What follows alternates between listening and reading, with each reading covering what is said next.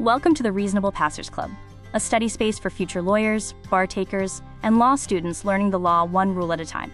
In this lesson, we will explain unilateral contract acceptance and the special notice requirement. The core question is whether performance alone is enough when the offeror may not learn that performance occurred. The answer is usually yes, but not when notice is required. The main issue is not whether the act was performed. The act was performed. The issue is whether performance alone is legally effective acceptance when the offeree has reason to know that the offeror will not learn of the acceptance unless the offeree gives notice. Here are the facts. Daniel is in California. Olivia is in New York. Maria needs baking supplies on credit. Daniel tells Olivia that if Olivia provides Maria with baking supplies on credit, Daniel will cover the unpaid balance up to $8,000 if Maria defaults. Olivia then supplies Maria with goods on credit. A unilateral contract is formed when the offer invites acceptance by performance rather than by a promise. The offeree accepts by completing the requested act. In this fact pattern, Daniel is not asking Olivia to promise that she will supply Maria. Daniel is asking Olivia to actually supply Maria with goods on credit. Use this as the basic rule statement. When an offer invites acceptance by performance, completing the performance usually operates as acceptance. The flow ICE offer, requested act, then acceptance. The important word is usually, because the next slide explains the notice exception.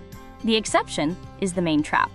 Even though the contract is unilateral, the offeree may still need to notify the offeror. Notice is required if the offeree has reason to know the offeror will not learn of the performance unless the offeree gives notice. The notice must be seasonable, meaning given within a reasonable time under the circumstances. Daniel's statement is an offer for a unilateral contract because Daniel is not requesting a promise from Olivia.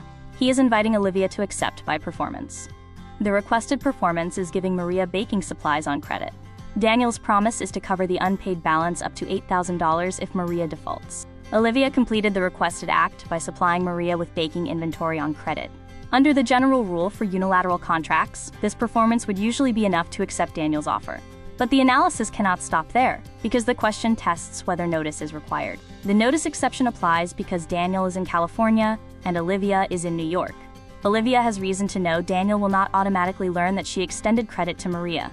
Because of that, Olivia must give Daniel seasonable notice that she accepted by performance. The conclusion is no.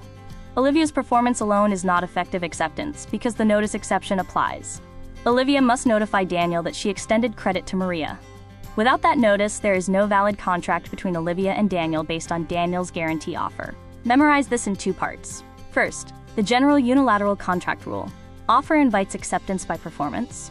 Offeree performs the requested act, and acceptance usually occurs upon completion. Second, the notice requirement. Notice is required when the offeree has reason to know the offeror will not learn of performance without notice. This is the rule language to use in an exam answer. Start with the unilateral contract rule, then immediately include the notice exception if the facts suggest the offeror might not learn of the performance.